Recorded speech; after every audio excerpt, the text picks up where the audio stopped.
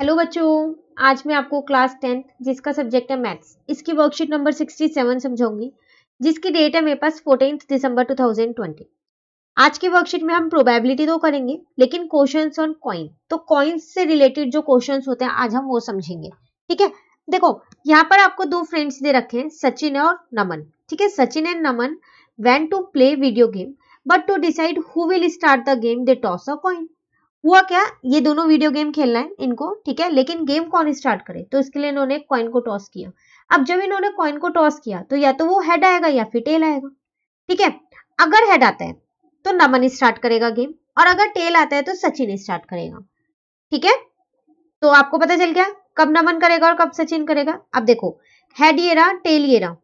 ठीक है, तो पॉसिबल आउटकम्स आपके पास यहाँ पर दो है, हेड आ सकता है या फिर टेल आ सकता है, यही दो आउटकम्स है। ठीक है, फॉर्मूला क्या था प्रोबेबिलिटी निकालने का, number of favourable outcome to event E divided by total number of possible outcome. ठीक है ना। अब मैं मान लेती हूँ अगर टेल आया तो फेवरेबल आउटकम 1 हो जाएगा, क्योंकि टेल कॉइन पे एक ही बार लिखा हुआ है, और total number of possible outcome 2 हो जाएगा, तो आंसर आ जाएगा 1/2। ठीक है, और अगर टेल आएगा तो कौन, सचिन गेम को स्टार्ट कर देगा। लेकिन अगर हेड आया तो नमन स्टार्ट करेगा, तो हेड आने की प्रोबेबिलिटी क्या है, वो भी 1/2 ही है।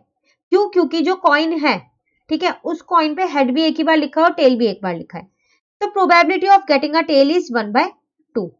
ठीक है, decision for only 2% can be taken with the help of single coin. अगर मुझे दो जने गेम खेल रहे हैं तो मैं एक कॉइन को टॉस करूंगी और बता सकती हूँ कि कौन पहले गेम को स्टार्ट करेगा। ठीक है, अब मान लो दो की जगह तीन जने हैं हमारे पास। Now how they take the decision who will start the game when their third friend Monu come to play. देखो अगर मोनू आ गया तो कैसे होगा, अब तो तीन जने हो गए, तो एक कॉइन पे तो सिर्फ दो ही चीज आ सकती है, या तो हेड या टेल। तो थर्ड, अब जो ये मोनू आया है इसका क्या करें, तो they decided to toss 2 coin. तो इन तीनों ने मिलकर डिसाइड किया कि हम दो कॉइन्स को टॉस करेंगे। ठीक है, ये नमन, मोनू और Sachin. If both head appear I will start the game. Naman बोलता है अगर दोनों पे हेड आया, दोनों कॉइन्स पे, तो गेम को मैं स्टार्ट करूंगा। ठीक है, उसके बाद मोनू क्या बोलता है, if exactly one tail appear, अगर एक टेल आया, किसी भी कॉइन पे आ सकता है एक टेल, ठीक है, दोनों में से, तो मोनू स्टार्ट करेगा। ठीक है, इफ बोथ टेल अपियर, अगर दोनों कॉइन पे टेल आए तो मैं स्टार्ट करूंगा गेम, कौन, सचिन। तो पता चल गया नमन कब स्टार्ट करने वाला है, जब दोनों बार हेड आएगा। ठीक है, मोनू कब स्टार्ट करने वाला है, जब एक बार टेल आए, फिर चाहे वो फर्स्ट कॉइन पे टेल हो चाहे वो सेकंड कॉइन पे टेल हो, एक बार आना चाहिए, ये मोनू का है। ठीक है, और रह गया कौन हमारा, सचिन। सचिन कब करने वाला है, जब दोनों बार टेल आएगा। तो आप देखो, आपने ये जो पढ़ा, जो यहाँ पर इन तीनों की कन्वर्सेशन ये लिखी हुई है, इसी से आपने क्या किया, अपने पॉसिबल आउटकम्स निकाल लिए। यही चार पॉसिबल आउटकम्स है जब आप दो कॉइन्स को टॉस करोगे। ठीक है, या तो दोनों पे हेड आ सकता है, या दोनों पे टेल आ सकता है, या एक पे हेड एक पे टेल, या एक पे टेल एक पे हेड। ठीक है ना, तो वो पॉसिबल आउटकम्स आपके यहां लिख दिए।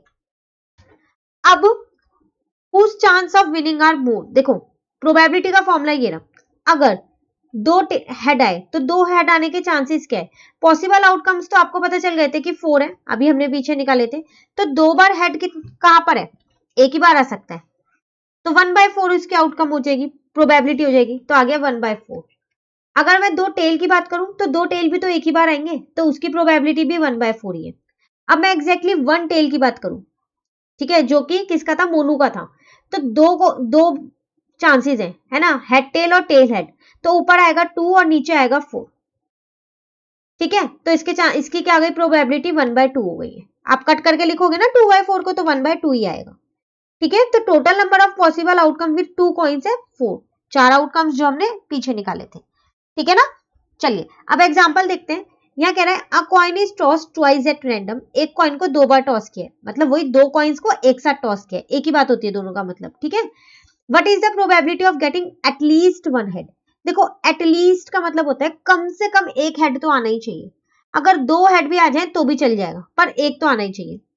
आउटकम्स हमने अभी निकाले थे, head head, head tail, tail head और टेल टेल, चार आउटकम्स थे हमारे पास। ठीक है, अब कह रहा है एटलीस्ट वन हेड, एक हेड तो आना चाहिए, तो एक हेड इस पे भी है और इस पे भी है, दो हेड भी तो हो सकते हैं, एटलीस्ट वर्ड लगा हुआ है, तो इस पे भी, तो इसकी प्रोबेबिलिटी कितनी आ गई, 3/4।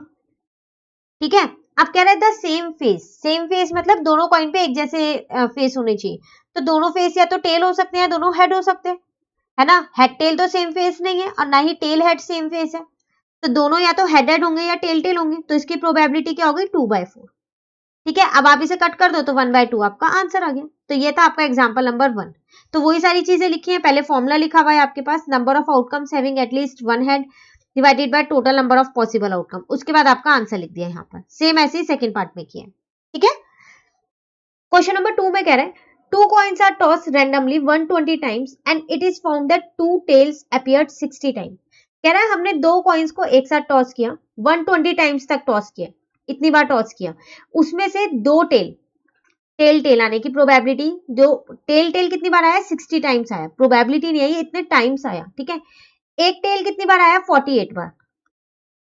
ठीक है, और नो टेल, इसका मतलब दोनों में हेड ही आया होगा ना, जब नो टेल की बात कर रहा है, तो वो आया 12 times.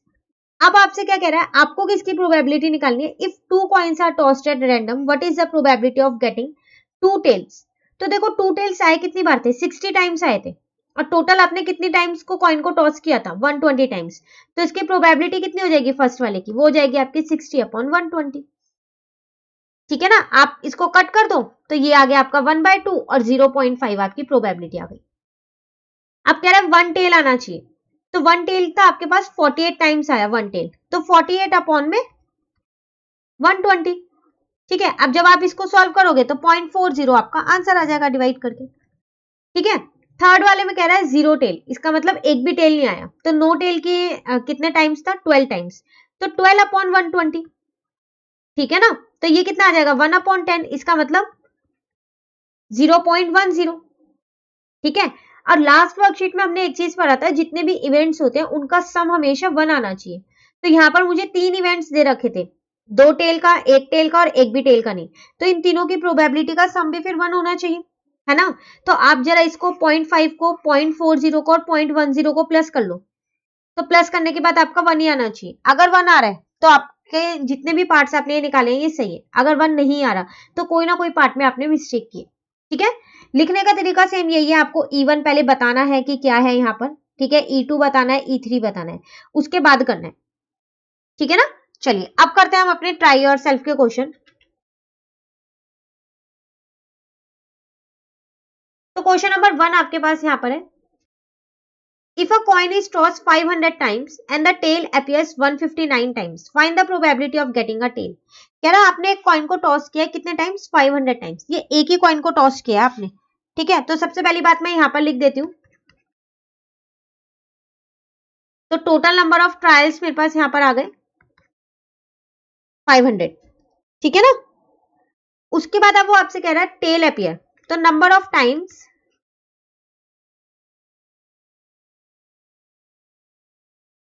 Tail appears,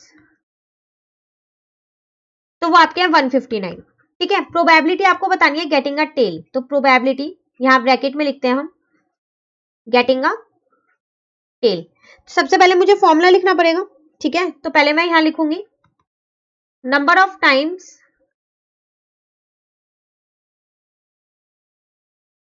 tell appear divided by total number of trials. ठीक है, तो कितनी बार टेल आया था 159 बार, और ट्रायल्स कितने थे 500। ठीक है, आप चाहो तो इसको यहीं पर छोड़ सकते हो। ठीक है, पर अगर आप इसे डिवाइड कर दोगे तो ज्यादा अच्छा रहेगा, तो इसको डिवाइड करके आया 0.318। इससे आपको ये भी पता चल गया कि आपकी प्रोबेबिलिटी जो है वो 0 और 1 के बीच में लाई करती है। किया था ना हमने लास्ट वर्कशीट में, 0 और 1 के बीच में लाई करती है, तो देखो 0 से बड़ी और 1 से छोटी है, तो ये आपका आंसर आ गया। ठीक है, चलिए क्वेश्चन नंबर 2 देखते हैं। क्वेश्चन नंबर 2 में आपसे कह रहे हैं two coins are tossed simultaneously. अब आपने यहाँ पर दो कॉइन्स को एक साथ टॉस किया है, right the number of favourable outcome for the following event. तो आपको क्या करना है, यहाँ पर फेवरेबल आउटकम्स लिखने हैं। ठीक है, तो चलिए देखते हैं। सबसे पहली बात तो जब आपने टू कॉइन्स को टॉस किया तो पॉसिबल आउटकम्स आपके होंगे क्या क्या। तो पॉसिबल आउटकम्स होगा या तो दोनों पे हेड आ सकता है, या फिर हेड टेल आ सकता है, टेल हेड आ सकता है और टेल टेल आ सकता है। ठीक है ना, अब आपसे फर्स्ट पार्ट में कह रहा है गेटिंग एटलीस्ट वन टेल, तो आपको सिर्फ नंबर ऑफ फेवरेबल आउटकम्स लिखने। ठीक है, और कुछ नहीं करना है। ठीक है, तो देखो, तो यहां हम लिख देते हैं number of outcomes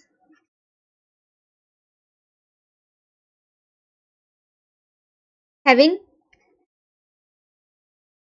at least one tail. देखो एटलीस्ट का मतलब मैंने आपको अभी भी बताया था कि एटलीस्ट का मतलब क्या था, कम से कम एक होना चाहिए, दो भी हो सकते हैं ऐसा नहीं है, पर कम से कम एक तो होना ही चाहिए। ठीक है, तो number of outcome having at least one tail कौन कौन से हैं? एक तो हेड टेल हो जाएगा, एक टेल हेड हो जाएगा, और एक टेल टेल हो जाएगा। दो बार टेल भी आ सकता है और एक बार भी आ सकता है। तो कितने आ गए यहाँ पर? तीन आउटकम्स आ गए। ठीक है, आपको यहाँ पर सिर्फ नंबर ऑफ फेवरेबल आउटकम्स ही बतानी है, प्रोबेबिलिटी नहीं बतानी है। अगर आपसे प्रोबेबिलिटी कहता है तो आप प्रोबेबिलिटी भी बता देते, तो आपके 3/4 प्रोबेबिलिटी आ जाती। पर यहाँ आपसे कह रहा है सिर्फ नंबर ऑफ फेवरेबल आउटकम्स बताने। ठीक है ना। सेकेंड पार्ट में कह रहा है गेटिंग नो टेल, तो नंबर ऑफ आउटकम्स, ठीक है, उसके आगे हम लिख देते हैं हैविंग नो टेल।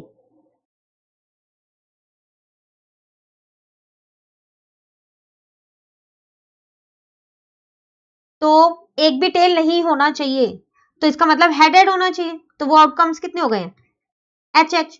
ठीक है, तो ये मैंने ब्रैकेट में रख दिया, यहाँ इज इक्वल्स टू में नंबर ऑफ आउटकम्स कह रहा था, तो यहाँ पर 3 आ गए, इसको भी ब्रैकेट में रख दिया, और इज इक्वल्स टू में यहाँ पर 1 आ गया। ठीक है, तो ये आपका क्वेश्चन नंबर 2 हो गया। अगर आपसे प्रोबेबिलिटी कहेगा नो टेल की, तो प्रोबेबिलिटी है 1/4, और गेटिंग एटलीस्ट वन टेल, एक टेल तो होना ही चाहिए, तो उसकी प्रोबेबिलिटी हो गई 3/4। लेकिन यहाँ आपसे कह रहा है सिर्फ right the number of favourable outcome, सिर्फ आउटकम्स लिखने हैं। तो number of outcomes having at least one tail, bracket में लिखना head tail tail is equals to 3। Number of outcomes having no tail, bracket में लिखना हेड इज इक्वल्स टू 1। ठीक है, तो ये थी आपके पास वर्कशीट नंबर 67। अब वर्कशीट नंबर 68 जो है वो हम अपनी नेक्स्ट वीडियो में करेंगे। तो अगर आपको ये वीडियो अच्छी लगी तो आप इसे लाइक जरूर कीजिएगा और मेरे चैनल को सब्सक्राइब कीजिएगा। Thank you.